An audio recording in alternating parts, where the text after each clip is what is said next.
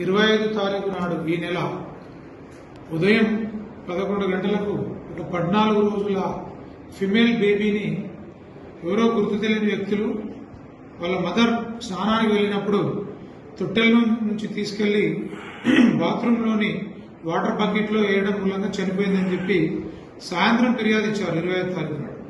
అట్టి ఫిర్యాదు పైన మేము ఇన్వెస్టిగేషన్ కేసు రిజిస్టర్ చేసుకుని ఇన్వెస్టిగేషన్ ప్రారంభించాం.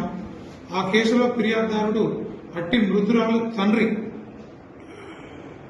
మంచి కాంప్లైంట్ ఇచ్చాడు. వాళ్ళు బిలాంగ్స్ టు తమిళనాడు స్టేట్, ఇక్కడ వాళ్ళు కాదు.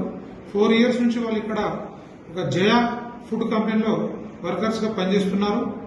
వీళ్ళకి ఆల్రెడీ ఒక బాబు ఉన్నాడు 1 year. ఇప్పుడు ఈ 14 days బేబీ అంటే March 11th ఆమె డెలివరీ అవుతుంది. ఆరోగ్య విజయ అని తన భార్య. ఈమె హత్య చేయడానికి కారణం ఏంటంటే ఈ భర్త యొక్క కిడ్నీలు 2 కూడా ఫెయిల్ అయినాయి.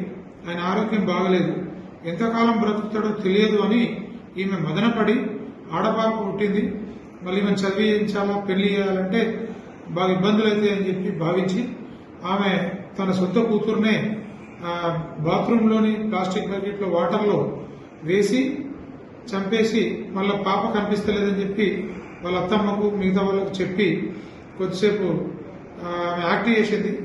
మేము కేసు రిజిస్టర్ చేసిన తర్వాత పోస్ట్ మార్టం తీసుకున్నాం. పోస్ట్ మార్టం రిపోర్ట్లో కూడా ఆ పాప వాటర్ తాగి చనిపోయినట్టుగానే రిపోర్ట్ వచ్చింది, నివేదిక. మరియు ఈరోజు ఆమె తల్లిని అదుపులోకి తీసుకొని విచారిస్తే తన కూతురును తానే చంపినట్లుగా ఒప్పుకుంది.